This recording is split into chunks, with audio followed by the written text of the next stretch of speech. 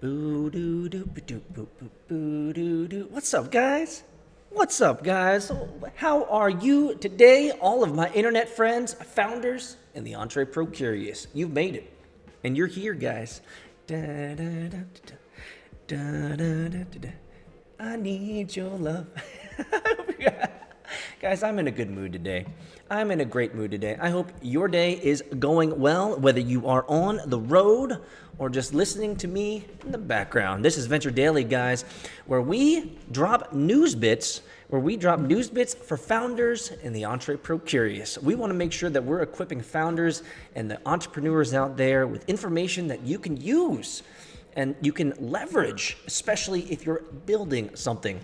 One of the things that and this will be slow roll into the news here today.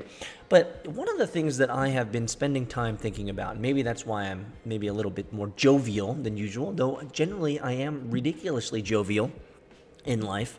You know, life is good, guys. Life is good. But one of the things that I've been thinking about, let's move this down over here, is how I can connect with the community of founders and the communities of what I call Entree Pro Curious out there, people who are interested in building stuff. How can I connect with you people, you guys, even better? And one of the things that I've realized is that I need to spend more time talking about those things if that's who I want to attract. And so thank you guys, many of you guys out there who are listening to me every day and are willing to listen to my experimentation as I try to figure out how to communicate best to a new market demographic, to a new community, as well within the context of building my own venture fund. And so, you know, I've been communicating it a little bit more transparently in the last week or so, that yes, people have been asking, what are you doing online? What is this all about? Well, I'm in the progress of building my own venture fund. And the idea is that I can fund great entrepreneurs, great founders who are building and creating not maybe world-changing applications, but at least changing their world. You know, and one of the things that I want to do is I want to give more, right? I've always been in the world of community, growing communities, building communities, and I've always enjoyed pouring myself into them. And so I wanted to kind of focus my daily show more towards founders or the Entree Pro Curious, or those that are interested in building. And so I want to make sure that I can extract lessons from everything that I talk about that is more tailored to the founder in you, right? The entrepreneur in you, the creative side of you, let's put it that way. As well as at the end of every show, daily show, I want to spend more time not just talking about just generic inspirational ideas or things that are happening around me. I want to spend more time talking about the business and the business that I'm trying to build. And so I'm hoping that that will give you guys more context as to what I'm doing and hopefully be interesting. Because if you're with me and you're listening to me right now, I'm hoping that you'll stick around and watch me grow something out of nothing. For many of you guys, not many of you guys, but for some of you guys out there who have followed me for years, you've seen that I've built multiple companies. I've done multiple things, multiple projects. And for some of you guys, that's just interesting enough. And so I hope that I can continue to give you guys content that will be useful for your life or the creative side of you, and at least be part of your day. And that's really what I want to do. Now, when I end up building my venture fund, obviously things are going to shift because I'm going to want to talk to founders, people with ideas, entrepreneurs, maybe some of you listeners out there, because I'd love to give you money if you have a great idea. So I've been ruminating about how to better iterate through my daily show. Obviously, I have the segment VC Hunting, which is pretty locked in terms of not the process, but in terms of the format. I'm loving it, by the way. It's just interviewing venture capitalists has been better than a master class in venture capital because I get to ask them, mostly offline, but just great questions and digging in and understanding how they do business, right? And so I want to get better at these daily shows, and I'm glad that you guys are here. You're listening to me now. We got a great show for you guys today. we're going to be talking about the first news article we're going to be talking about, the news bit, is how you can align your personality with your career. Now, I know that there's a lot of people out there that are in transition, whether it's career or it's a relationship or it's a job or it's just a location. We're always people in transitions. And when it comes to, if you're in the case of transitioning your career, maybe it would be better this time around, because last time it didn't work so well. But maybe this time around, it would be better that you align your career with your personality. So you want to stick around for this article that I'm going to read and functionally decompose into shreds, into smithereens. And then an interesting article for all you engineers out there, that I read an article recently that said AR and VR, virtual reality engineers, are now replacing blockchain engineers as the hottest commodity out there. So if you're an engineer and you're into AR/VR, or you're an engineer into blockchain, maybe, and you're looking for a career change, right? See, there's some combination there. There's some connectivity between the two articles. If you're looking to align your next career and you're an engineer, AR/VR might just be the place to go. Today, in our last segment, for those that want to know, in our last segment, I just want to talk about the progress of what's been going on in the business and talk a little bit about my retrospective from season 2. Let's get into it, guys. It's Venture Daily.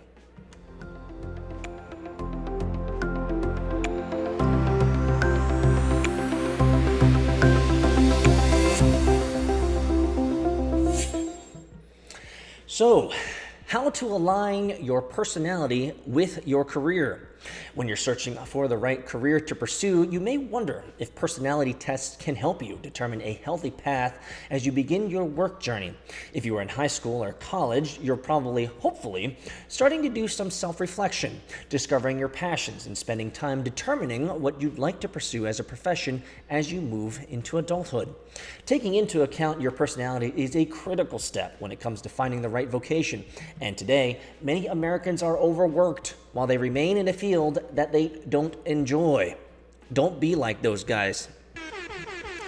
According to 20-something Finance, in an article titled, quote, "The U.S. is the most overworked developed nation in the world," you can see below that the statistics are staggering. According to their site, 70% of American children live in households where adults are employed. 85.8% of males and 66.5% of females work more than 40 hours per week. The average productivity per American worker has increased 400% since 1950. And maybe that's by design. Maybe the entire economic design of America is to make sure that we are constantly in the office and never with our families. Nope. As a founder, see how I'm getting this in here, guys? As a founder or an entrepreneur, you're going to have to figure out a balance to your life. It's not always work and grind. Now, I know I'm all about that, but you still have to segment time out for family, for rest, for respite, for reflection. You know, sometimes it's really hard to build anything well when all you're doing is building and not stepping back and saying, am I doing the right thing? And according to Business Insider, the average person spends more than 90,000 hours of their lifetime at work. The time Americans, I think I've already crossed that, guys. The time Americans spend working can greatly affect their personal lives in almost every realm, and will affect your personal life too. Choosing the right career or industry for yourself can have a significant impact on your lifelong levels of happiness, health, and fulfillment. Whether you're an introvert, extrovert, or ambivert, I've never heard of that before, an ambivert, it's critical to understand that you are in the world and what you'd like to accomplish and how you can add value to your chosen industry. I will say this, guys, I have definitions for value, but in reality, I don't actually know how people provide value. Maybe that's something I should talk about later. Like, really, when someone says, hey, let's make sure you add value, what does that even mean? What does that even mean? Nope. Where you choose to spend your 90,000 hours should be a pace or place to thrive and grow, not solely a place to collect a paycheck. Here are some essential things you should know that can help you match your personality with the right field. The first, personality tests. And I'll tell you guys out there, I've gone through a lot of these. And I will say that most of them are just BS. But, let's just see what the article has to say. When you're starting out in the real world, it's critical to question the validity of all personality tests. Personality inquiries can help guide you towards different industries, especially when you're learning and in discovery mode. While these tests can be entirely accurate, or not, they still can't replace real-world experience. The Myers-Briggs personality test, which was debunked many, many years ago, can provide you with a precise information regarding your personality type and best industry fit. However, the information you learn about yourself can't provide you with the day-to-day life experience as you are already working in the field. Regardless, personality tests are important and should be part of your vocational toolbox. I would say that the free ones, definitely try those out if you don't know what your personality is, or if you want to make sure that you categorize yourself in some sort of personality category. You see, I actually spent time, true story guys, I actually spent time building out a personality test. Yes, that's right. I actually had a company that I was working with a startup, and we were white labeling their personality test, and my job was to help them build it at scale because it was all paper at the time. One of the biggest problems with personality tests is that there's so much involved when it comes to self-reflection and self-reporting. It depends on your emotionality at the time. It depends on your context at the time, the stressors at the time, your goals, ambitions, internal reward systems, incentivization mechanisms, right? All of this stuff plays in when you're filling out that bubble saying, am I more extroverted, or am I the type of person to clean the table, whereas the other answers are that I wouldn't clean the table.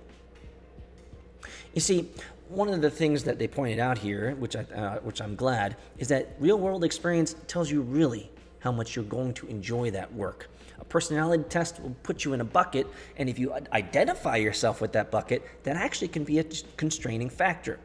Now, what am I? From a Myers-Briggs, I believe I'm an ISTJ. I am an introvert, that is true. But the rest of the stuff, it varies from time to time. So don't get too hooked up.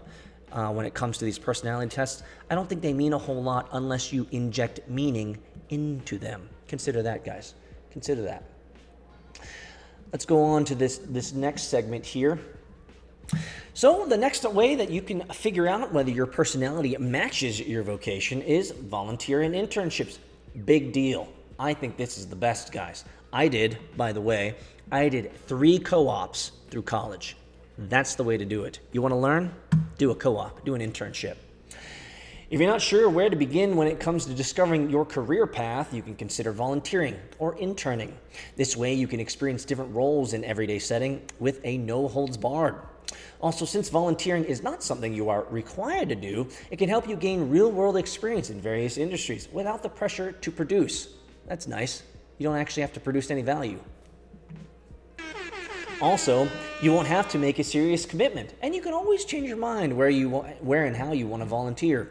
When you share your time freely, you can gain valuable knowledge and experience, as well as discover ongoing networking opportunities. Finally, as technology has changed our world, the transition into adulthood today can be a bit more challenging. Is it? Or is it just that the children of the day have been coddled to the point where they don't actually know how to effectively live in today's world? Maybe that's what it is. Volunteering is one of the most significant ways to keep depression and anxiety at bay. When you help those who are less fortunate than you, you'll most likely find great joy in helping and learning from others. Also, you have a chance to play a significant contributing role in society. I wouldn't go that far, but I will tell you that internships, co-oping, volunteering, excellent. That's actually pretty much what I do whenever I start a new campaign or a new startup or a new project is I volunteer my time. Actually, I think it was Guy Kawasaki who said, entrepreneurs are a different type of breed. They're always willing to work for free. Sit on that for a second.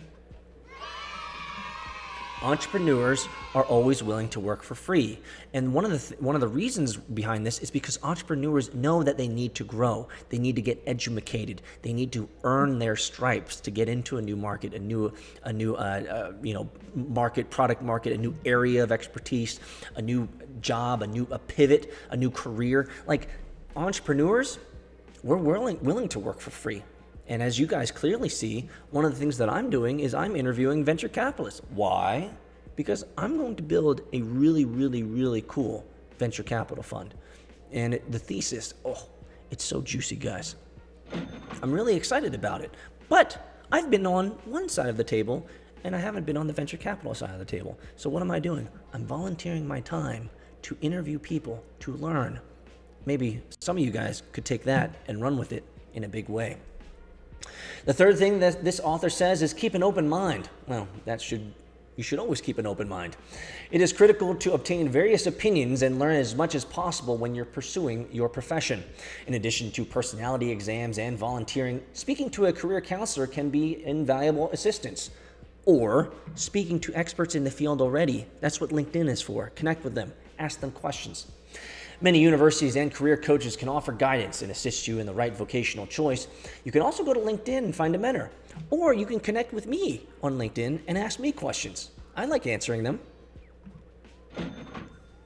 Pay attention to the predicted job market and try to make decisions using both your head as well as your heart. For example, if you enjoy art and computers, think about a career in graphic design or web development. Fourth, self-reflection. Yes, I'm a big fan of that. And I would actually add already, even though I haven't read the article, that you should probably journal. Just like I do.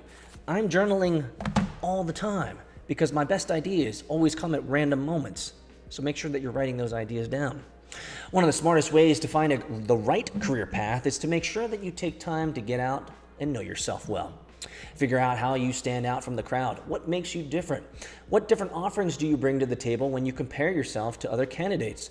How can you make yourself stand out? All of us have different and unique talents. Don't be afraid to bring those unique traits with you.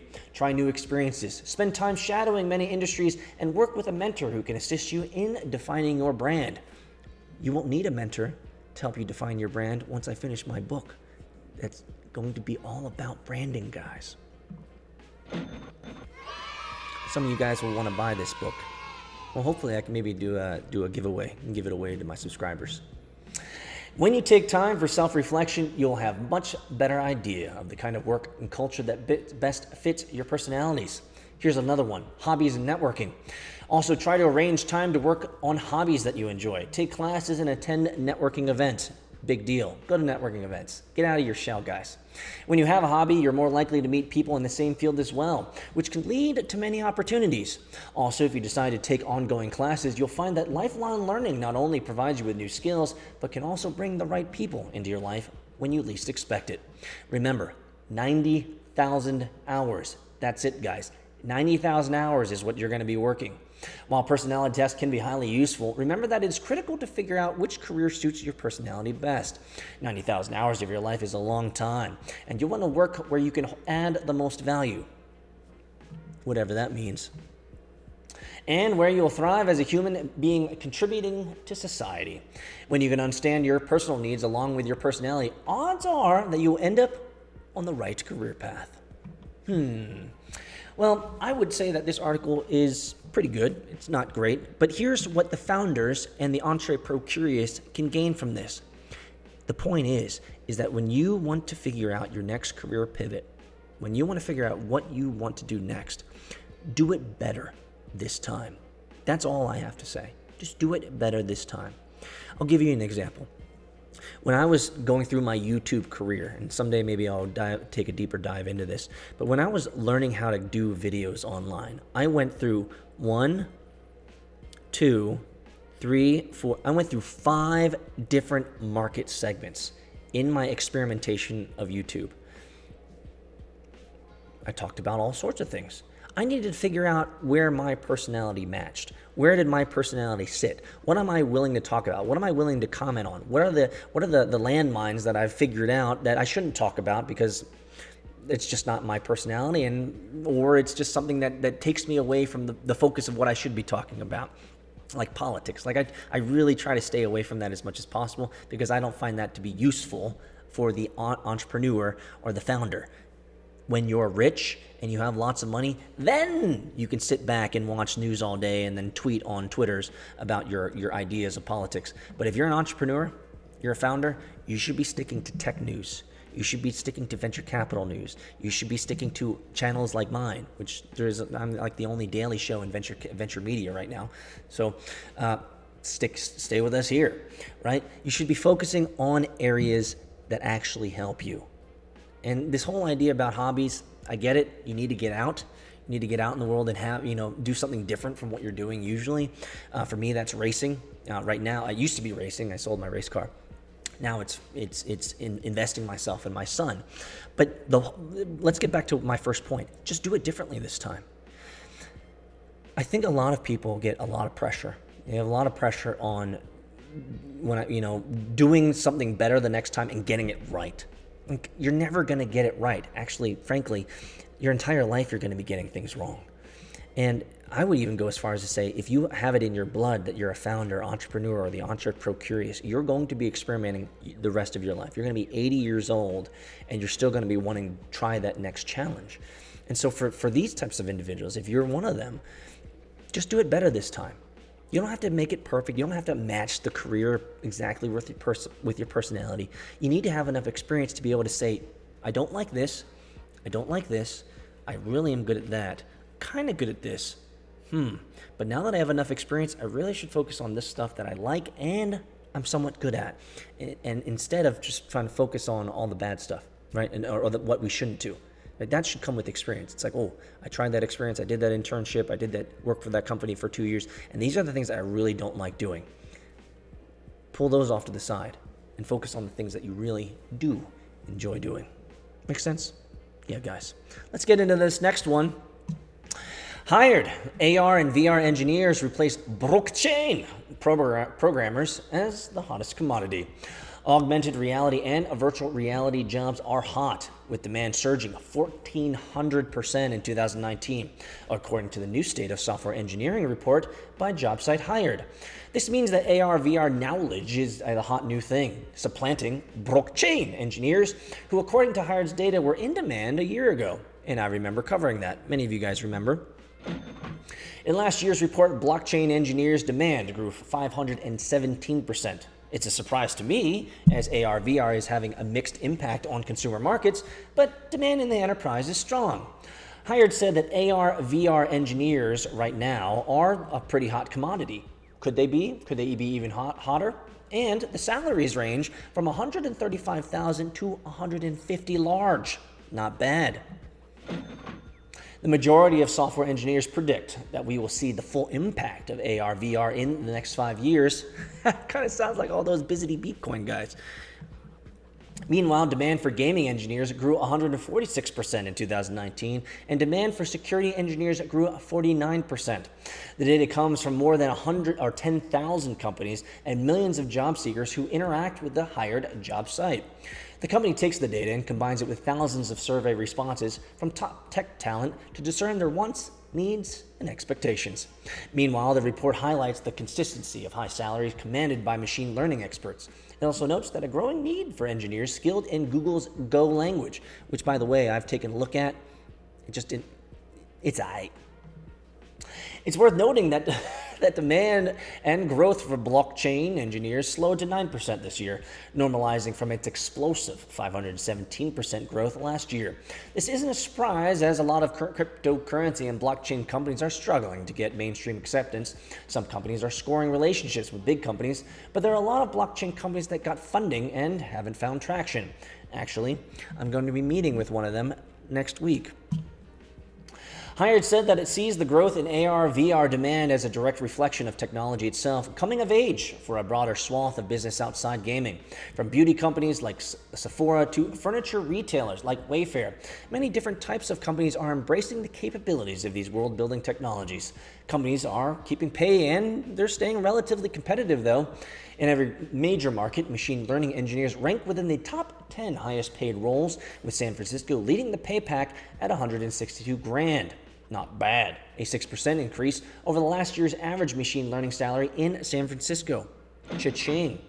Search engineers get paid even more than the machine learning engineers at $165,000 a pop, and other highly paid constants across markets are the roles of NLP, or natural language processing engineers, security engineers, and gaming engineers, all of which cracked the top 10 highest paid roles in the last 2 hired markets.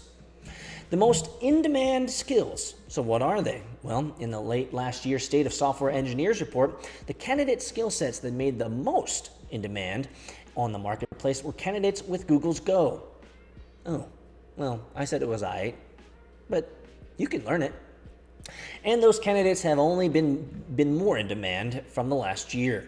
Before developers land jobs or even get an initial offer, they have to work their way through a variety of coding exams, whiteboarding sessions, and behavioral interviews. But only 31% of coding exams effectively test their aptitude, while 2/3 say most coding exams are irrelevant to the daily job of an engineer, hiring said. Of all the tests they'll have to take to get the job, developers aren't up all night worrying about behavioral interviews. Just 12% say it's the most stressful part of the process. Coding exams and whiteboarding sessions are a different story. A full 42% of developers cite coding exams as the most stressful part of the interview process, and 38% say the same about whiteboarding sessions.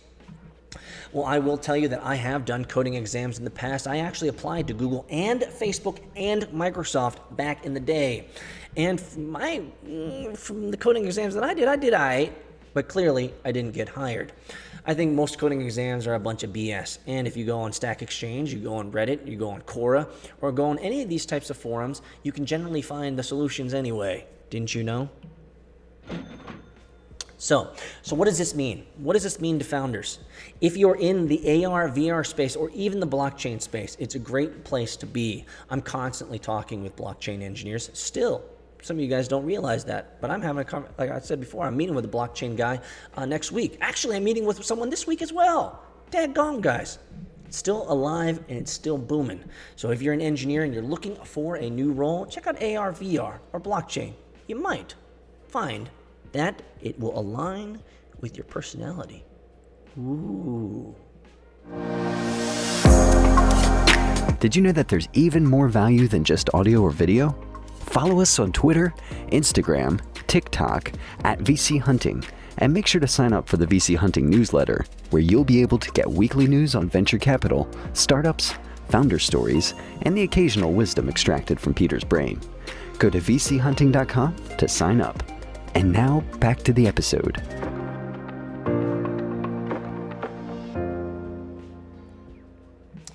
Welcome back to Venture Daily, the daily show for founders and the entrepreneur curious. Welcome back. This is the final word for founders and community. I love this community, even though we're small. And we got a lot of people that are coming from my previous community in the cryptocurrency space. One of the things that I want to spend more time talking about is the reality of being in the position that I'm in, building a new venture fund. You guys see that I'm doing interviews with venture capitalists. What you don't see, and sometimes I put it on Twitter, are the amount of people that I meet offline, the amount of people that I'm learning from, that I'm gravitating towards, the people that I'm asking them for feedback and support. You see, this really is, and I hope for all the founders and entrepreneurs out there, I hope you guys take this model seriously. I really do.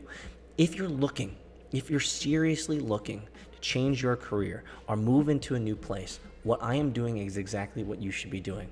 Get on YouTube, get on video, start interviewing people, start talking with new people.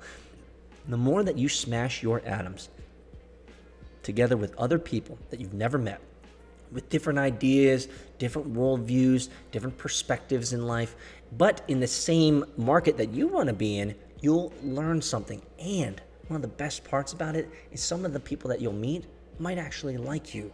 And if they like you, then they might actually be willing to help you.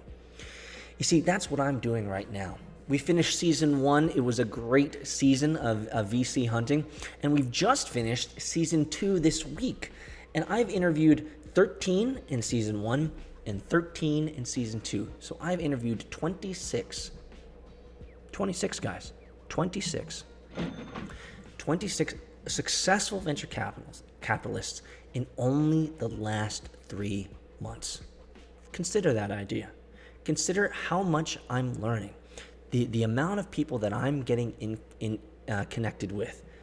I'm not afraid and I'm not scared to give you guys the secret sauce. This is the secret sauce. The secret sauce is if I want to be a venture capitalist because I have a great thesis, I have a great idea as a focus for my venture fund, and the type of founders and entrepreneurs that I want to back and I want to support. I believe I have a ridiculously unfair advantage. But here's the thing. I need to learn about it. I need to learn about the VC world. I need to learn from those who've gone before me. I need to write. I need to read. I need to meet. I need to converse. And I need to begin putting myself into the market in which I want to be. You see, prior to October, I was only in the VC game peripherally as a founder who gets money from venture capitalists. And I have a pretty robust network. Not the biggest, certainly. I have a exponentially larger venture capitalist network now since October. But consider this idea. 26 people I've interviewed in just the last 3.5 months or so. You can do this. It's like a master class in learning. And I'm already beginning to act in the way that I want to be. I want to be a venture capitalist. I want to deploy capital into great companies and great founders and have awesome conversations daily about ideas that I've never thought about, and be able to learn about what these guys, these founders, these guys with ideas are doing. And if it's a great idea, if it's the right personality, if we're clicking, then I'd love to give them money. And so acting and being in the venture capital world is what I'm doing now, even though I'm not a venture capitalist just yet. Yeah, I've angel invested in a handful of companies. Most of them have failed, and a couple of them, one I got paid out and one I'm still waiting on, right? So I'm not there yet, but I'm taking steps toward it every day. And part of that, and part of the reason why I do a daily show is, maybe I should apologize here, but it's taken me this long through the iterations and experiments of doing a daily show, of just doing